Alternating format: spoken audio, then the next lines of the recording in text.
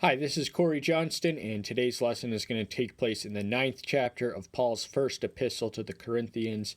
And before we do our verse-by-verse commentary and analysis, we just want to approach it from the perspective of the problems and challenges which accompany this newfound Christian liberty which Paul came to proclaim.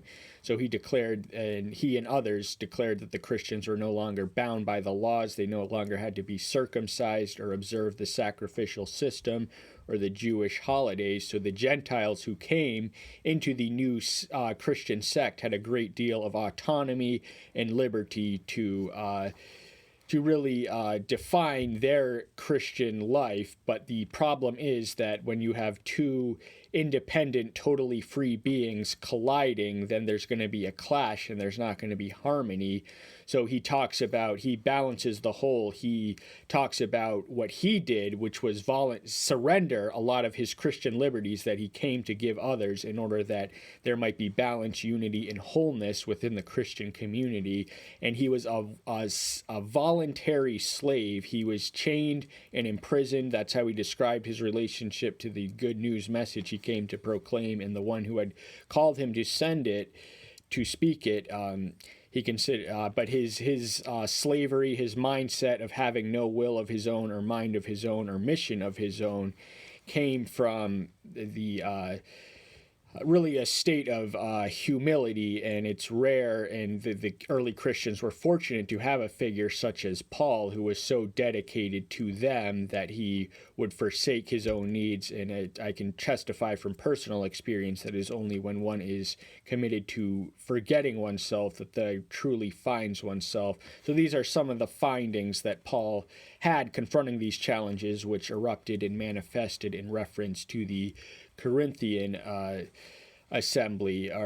So what he does here is he doesn't brag. He never exalts himself when he goes through his resume of sufferings. He is simply telling the truth to lay out the laundry list of what he was willing to go for and willing to do. Again, his intention is not to exalt, but to instruct and assist, use him as the model for not going too far in order to maintain the balance and equilibrium of a Christian community where everyone's at liberty to be the Christian of their choosing. This involves definite do's and don'ts, which Paul explains and will discuss in greater detail as he explains it. So the opening verse is a series of 4 rhetorical questions which read, "Am I not an apostle? Am I not free? Have I not seen Yahshua Messiah, our master? Are you not my work in the master?" The immediate and obvious answer to all of these questions is yes. He's asking them rhetorical questions as a mere formality. Of course, he's an apostle. He was called and commissioned as such. He is every bit as equal in authority as the 12 who ministered with the Messiah in his lifetime. Of course, he was free, but he explains that he voluntarily laid down some of his own liberties. We'll get to that when we get to it. He had seen the Messiah in invisible resurrected form on the road to Damascus, and they were very much his work in the master. So had he not had that encounter, they would not be who they were or where they were without all these things that Paul was and had done and was. "If to others I am not an apostle, I certainly am to you, for you are the seal of my office of the apostle and the master." So Paul's apostolic authority and status was questioned, and it was challenged, and not in the least of all places in Corinth. There had been certain factions which gravitated around superstar preachers of preference.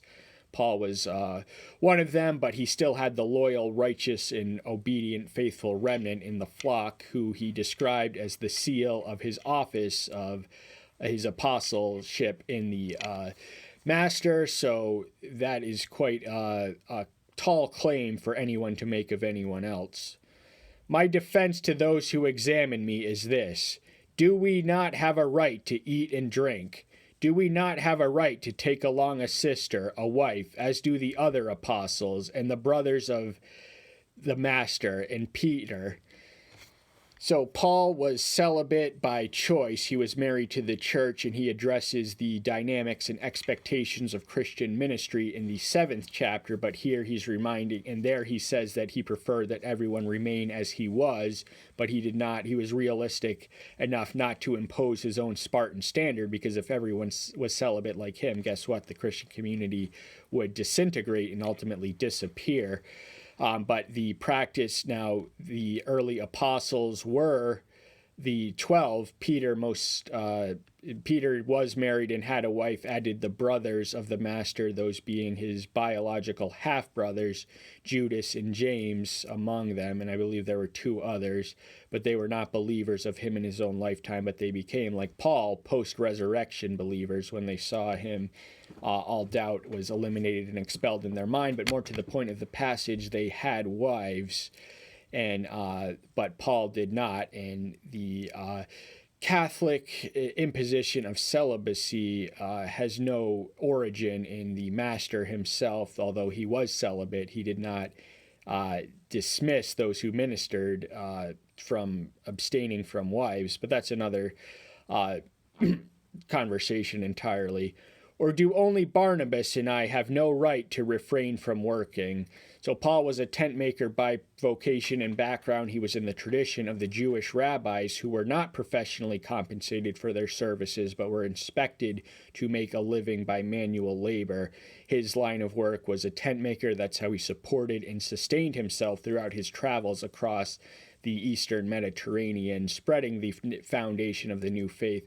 And Barnabas was his traveling companion and fellow missionary on his first missionary journey. So it wasn't until the second that he evangelized Corinth.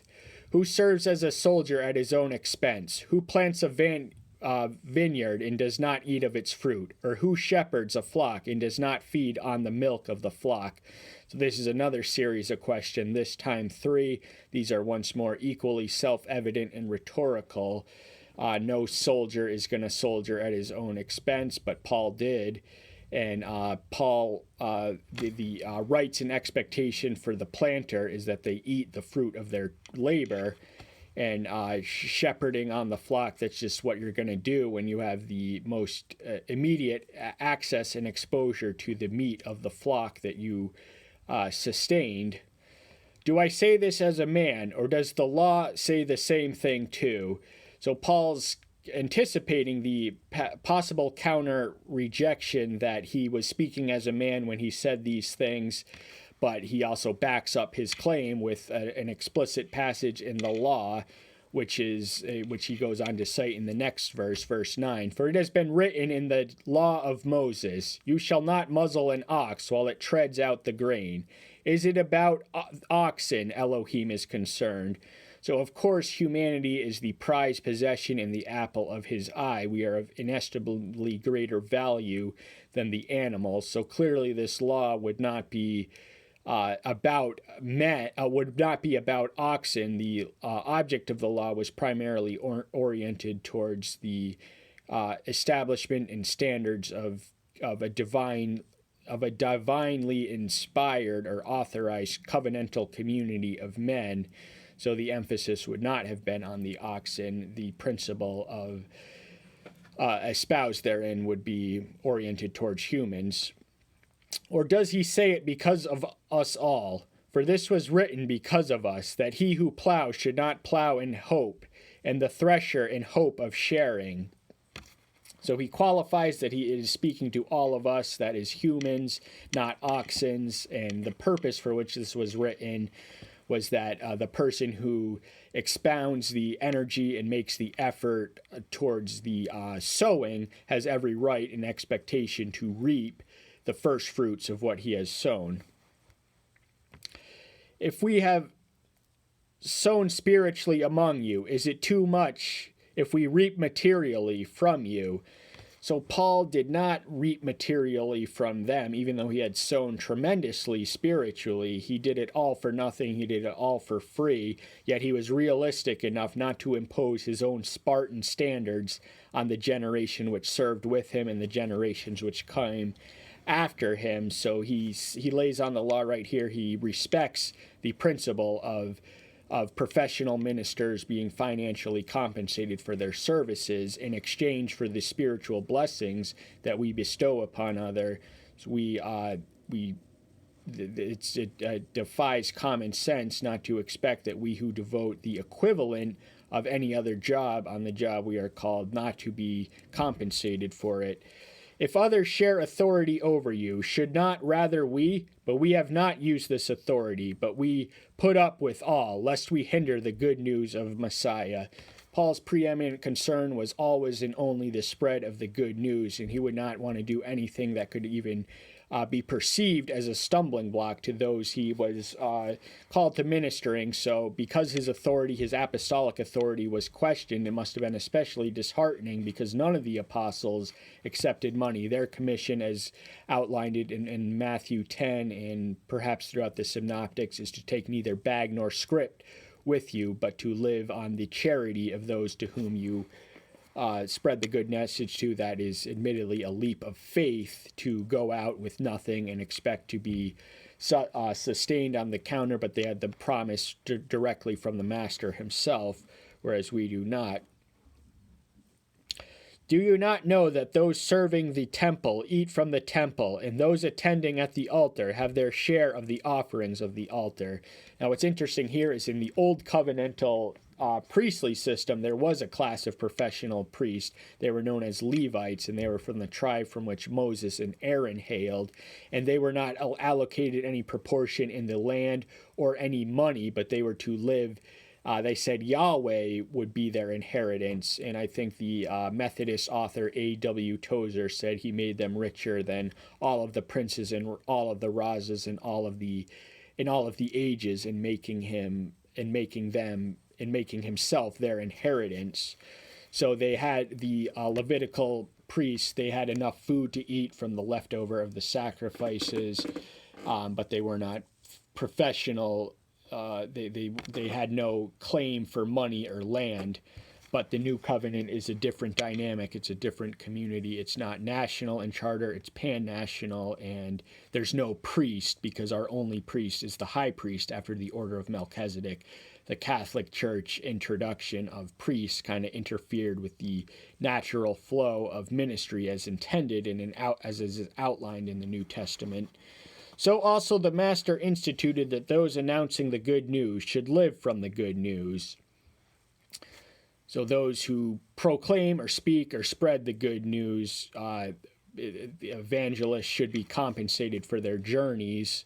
That's just, it's not a selfish or unreasonable request to demand that or to expect to receive that. And he also says that the Master instituted. Now, the Master word said that it's explained more fully or quoted more fully in other passages, but I believe it's what we read of in Matthew 10:7. The workman is worthy of his hire. So we who are professionally engaged to the equivalent extent of any other profession should, it's not unreasonable or unscriptural of us even to expect to be financially compensated for our efforts. I have used none of these, nor have I written that this should be done so to me, for it would be better for me to die than anyone should make my boasting empty. So Paul, once more, his preeminent concern and priority and motivation is the spreading of the good news, and he does not want he boasts in the cross, and he boasts of his of the people, but he does not want his boasting to be in vain. So that's why he's writing this to them, to remind them that he was willing to enslave himself, have no money of his own, or at least from what he did for them, but to really voluntarily enslave himself in order that other Christians might be free and learn to enjoy their Christian liberty in mutual harmony and not at the expense of one another. That is his other concern with kind of the tendencies of the spiritually strong to respond to the spiritually weak in the wrong ways, which makes neither of their lives easier. For if I bring the good news, it is no boasting for me, for necessity is laid on me, and it is woe to me if I do not bring the good news. Paul's entire reason for living and existing was the spreading of the good news. It had been this way foreordained before the foundation of the earth, but known to Paul as early as the 9th chapter of Acts. And it was just something he was called to do. He was a man of boundless energy and just a successful evangelist. There was something almost systematic in his success. Wherever he went, even if he found himself in prison, the good news always spread further and faster than it would have had Paul not been there, because he was there. For if I do this voluntarily, I have a reward, but if not voluntarily, I am entrusted with the management. So if any other force was compelling him to do this, he would be subordinate to a management role. So that would be, money wasn't on his mind. Money didn't figure in his calculus. He was willing to, he could have reaped obscene rewards for his efforts had he not paved the path in order that modern evangelist may do the same. What then is my reward? That in bringing the good news, I should offer the good news of Messiah without cost, so as not to abuse my authority in the good news. The best things in life are free, so this is a priceless message who cannot be adequately figured into any monetary calculus. So that is reward enough for him, so much so that he is willing to, for the sake of that reward, in order that it may spread more faster and more fully, he would not want to have his authority or his reputation for abusing his authority tarnished. So what does he do? He doesn't accept a red cent. Just because his enemies, who are determined to use anything they can against him, would have that to use against him. For though I am free from all, I made myself a servant to all, in order to win more. That is a profound paradox, and we're going to learn the meaning of it in the next few verses. But for now, we just want to pause and appreciate he is free from all. He is as free as anyone else, yet he voluntarily uses his freedom in an act of deliberate and conscious agency to subordinate himself to be the slave capacity to all, in order that he may win more to this exalted freedom he knows and enjoys, and is going to explain to it how they can experience it for themselves. And to the Jews I became as a Jew, that I might win Jews, to those who are under law as under law, so as to win those who are under law. So he had different strategies and approaches to Jews and Gentiles. His ministry was primarily to the Gentiles, but he certainly ministered amongst Jews. He laid out the order himself. He always brought the good news to the Jews first, and then the Gentiles. Ultimately, he found a more receptive audience in the Gentiles and just kept it going. But there was a lot of ministry that he did to the Jews. And what did he do when ministering to them? He became as they were, in order that they may come to the Messiah as they were. And the same thing with the Greeks, as we'll eventually read. To those without law, as without law, not being without law towards Elohim, but under law of Messiah, so as to win those who are without law.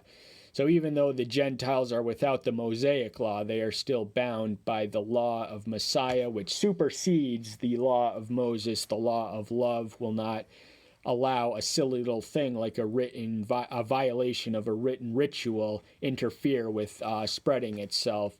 So, but to Gentiles, he acted as if the law didn't really matter for himself, when in fact it did, and it did shape the man who he was going to be, and it did enrich his understanding as the law, as the gateway to greater revelation. He described it as a schoolmaster, among other things, in one of the chapters and verses of Galatians 3:24, I think it is. To the weak I became as weak, so as to win the weak. To all I have become all, so as to save some by all means. So the presence, existence, and reality of spiritually weak believers are just something we have to contend with. Not everyone around us can be as strong in the faith as we are, but we must become as they are in order to bring them more fully onto the Messiah, who can unleash their full transformative potential. And so we must become weak in order to win the weak and ultimately strengthen them once we win them, because our mission is to make disciples, not win converts, as outlined in the Great Commission. But so Paul became all so that he could save some by all means. So in other words, everything he did, every accommodation he made for every single person who was Jewish or Gentile, wasn't going to be effectual towards them, because rejection is part of the spreading of the message. But he did win some, and that was enough. And he was a truly exceptional and accomplished evangelist by the measures of any age. He was living in pre-modern technology, and it just baffles the mind to think of what he could have done with the technological instruments which were in the hands of Billy Graham, who is our 20th century version of a superstar evangelist. And I do this because of the good news, so as to become a fellow partaker with it. For the third time in the same discourse, I'll emphasize once more that Paul's preeminent priority and concern was the spread and the integrity of the good news while it was being spread. So in order to maintain that spread and preserve its integrity, he became as you were, in order that you may come as you are to the cross and never leave the same. Do you not know that those who run in a race, indeed all run, but one receives the prize? Run in such a way as to obtain it. So the Christian path is likened to a race, and it is a marathon, not a sprint, and as such we must enter into the race we are called to enter into. Another way of likening our life is to a battle. We have to approach it with the same mindsets as a warrior or an athlete. We must train and condition and anticipate some of the road obstacles that are going to emerge in our path and in our battle. So we have to be every bit as disciplined and diligent as they are in developing and cultivating and unleashing the ingredients within us to survive and sustain the race we are called to run and the battle we are called to enter into. And everyone who competes controls himself in every way, now that they do it to receive a corruptible crown, but we for an incorruptible crown. So what the athlete competes for and strives for, the reward of winning, and he does present it in the previous verse as a win or lose situation. If you're not first, you're last. Second place, you're last. But the earthly athletes who compete for the crown, which is made of corruptible and earthly items, we are competing for a qualitatively superior crown, which does not rust, corrupt, or corrode, but is eternal and will last for an eternity, and it is incorruptible, and we will be incorruptible by connection of our attainment of it, or obtainment of it. Therefore I run accordingly, not with uncertainty. Thus I fight, not as one who beats the air. So Paul knew what he was doing. He said what he meant to say. He knew what he said, and he meant what he said. But just to return to the certainty, his faith was so strong that he didn't have a doubt or a flicker or even entertain a thought that told him to slow down or to not be so extreme or to not go so far or to not be so sincere or so to not be so committed. He didn't have an element of uncertainty in what he was doing and how he was doing it, because he always had he was in complete alignment and harmony with the Spirit. Now, Paul often had plans that contradicted that of the Spirit, such as the premature desire to enter into either Asia Minor or Macedonia. When the Spirit halted him, we read in the 16th chapter of Acts. But we want to gain the appreciation to the extent of the uncertainty that he claims, and he fights not as one who beats the air. He's not shadow boxing. He's in this fight, and he's in it to win it, and he's going to show us the way, or better instruct us to reach out to the one who paved the way, who is the way, the truth, and the life. But I treat my body severely and make it my slave, so that when I have proclaimed to others, I myself might be rejected. So Paul always has the mentality of a slave. He uses what liberty he has and what liberty has been given to him to enslave himself to the mission and the message. And he an ascetic. He attached no salvific significance to asceticism, as several heretical cults then and since have done so. But he did observe abstemious dietary measures and really physical hardships, because traveling was not as easy as it is today in first century ancient world. And he was rejected. That was just part of the call. But because he was rejected, the message would be accepted by so many others. So rejection is part of the job. Don't let that discourage you or have your doubt or faith diminish because of it. We are called to, if we're not rejected, we cannot bring one other to accept the message and the way out of hell that we offer to all. So that's all the time we have for today. I hope that's the reason you're here, and that's all. That's enough. That's the final verse of this passage. So that's all the time we have for today. Thank you so much. I'll see you soon. Take care until next time. I'll see you then. Bye-bye.